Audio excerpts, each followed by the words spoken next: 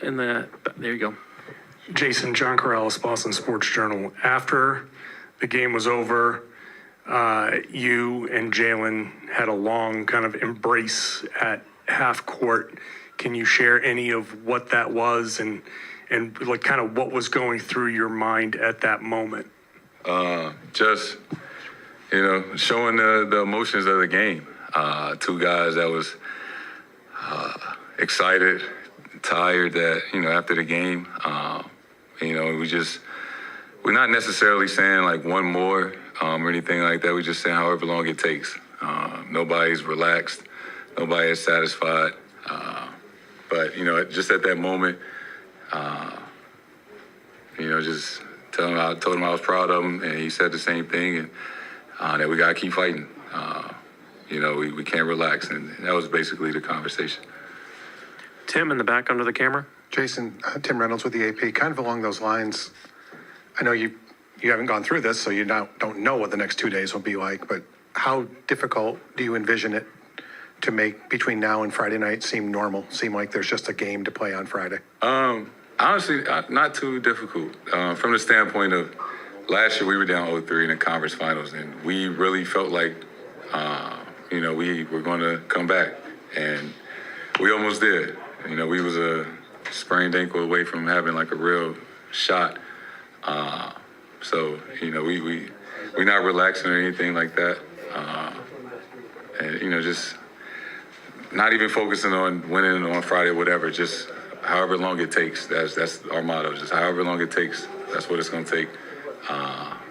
And nobody's not time to relax at all. Standing in the back left.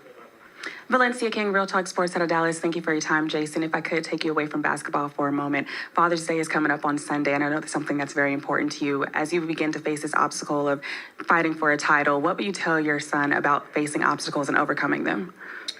That's a great question. I would say that, life is about roller coasters, right? And the game of basketball and life and whatever your occupation is, right? We all go through ups and downs. And in the toughest moments, that's when your true character comes out. And essentially being the same person all the time, that's what I try to do in the best of times and in the worst of times. And that's what I'm going to try to instill him, that you got to be the same person, got to be a stand-up guy, through thick and thin. Back right, fifth row. Hey, Jason, Jack Simone, SB Nation. There was a point in the first quarter where Drew kind of pulled you guys in. Luka and Kyrie were going on this run. They were scoring. They were getting past you guys and hitting big shots. What did he say in that moment, and how did that, affect your guys' defense in particular for the rest of the game? Yeah, they came out swinging. That was to be expected. That they were at home. Their crowd was behind them. This is obviously a big game, so we expected their first punch, and it's just in that moment that Drew kind of brought us together and, just clapped his hands like, yo, we got to wake up, we got to lock in, we got to get some stops. Because at that point, they had like 25 points. In the last 5-6 minutes, we held them to like 5 or 6 points. But to start the quarter, we weren't getting any stops. And, we're not going to win a game like that. So we just had to reset and log back in at that moment. Tim, standing on the left. Jason, basically from that point until the 10-minute mark of the fourth quarter, you guys had complete control of the game. And then there was that 4 or 5 minute stretch where things sort of went completely haywire. Then you were able to reset again. Sort of what happened in that early part of the fourth quarter when they made that big run to get back into it, and what allowed you guys to sort of reset yourselves and close the game out from there when it got back close again? Not really trying to look too much into it. The game of basketball is about runs. And this is at the highest level. That's, the best team in the West at this point in the time. So they're going to make shots. They're going to go on a run. And it's just all about how do you respond. We talk about it all the time. 20-point leads, none of that is ever safe. It's never time to relax. And, you never want to give up a 20-point lead. Obviously, we wish we'd have got some better shots, took care of the ball. But things happen. It's never going to go how you expect it. And we talk about that all the time. But if you want to be a champion, you have to be resilient in those moments. And, we showed that tonight. Steve here in the front. Steve Buckley from The Athletic. Before the game, your coach said to us. If you've been in a fight with someone and you think you're about to beat them, you usually get sucker punched. The closer you are to beating them, the closer you are to losing. Does he say that to you players on a regular basis, and how demonstrably does he say it? And what are you expecting from him the next couple of days going into Game 4? Yeah, Joe does a great job of showing us clips and things from different sports, right? He's a big UFC fan, and showing us fights of people that I don't know like the terminology of UFC, but put them in a chokehold and shit, and like they're about to tap out, and you just see the guy or the woman who's winning relaxing because they feel like they're about to win, and then you give the other person life. Just trying to translate that to the game of basketball, that the closer you are to winning, the closer that they are to surviving, and basically just trying to remind us in the group that we still got a long way to go. We still have to play the right way. We still got to win. That they're not going to quit. That we should expect the best from them from here on out. We go Gary, Jay, and then Jared.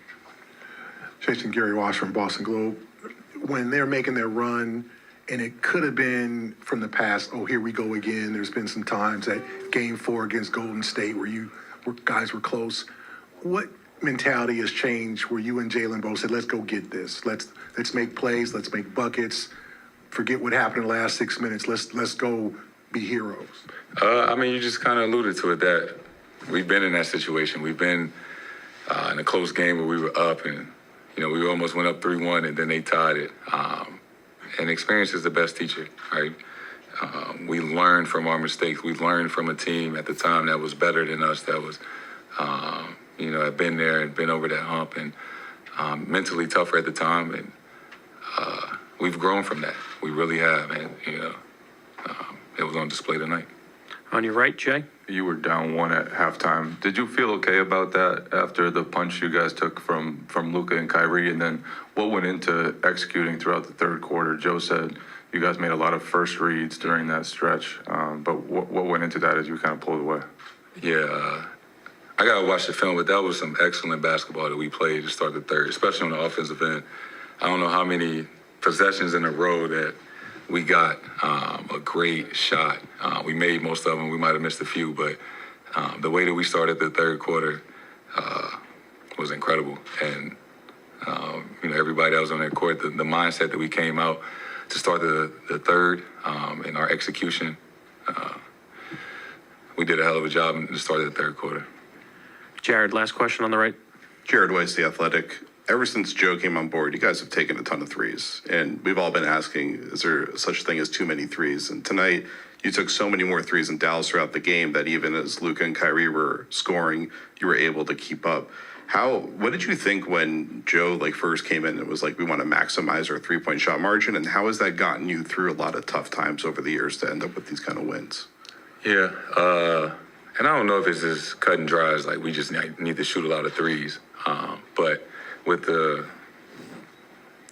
group that we have and playing to our strengths, being able to beat guys off the dribble, and the luxury that we have is with our starting five, whether it's KP or Al, everybody can space the floor and shoot. So it just puts their 5 men in a tough position. 5 men are usually known to help at the rim, but if we have guys that can attack you off the dribble and get all the way to the rim, you want to help, but we got 40% three-point shooters all around the paint. So it's just all about making the right reads. We never we need to shoot 43s a night, but if we play to our strengths and we space how we're supposed to, it just finds the right person, and we don't turn down any great shots. Thank you, Jason. Tillman will be right up.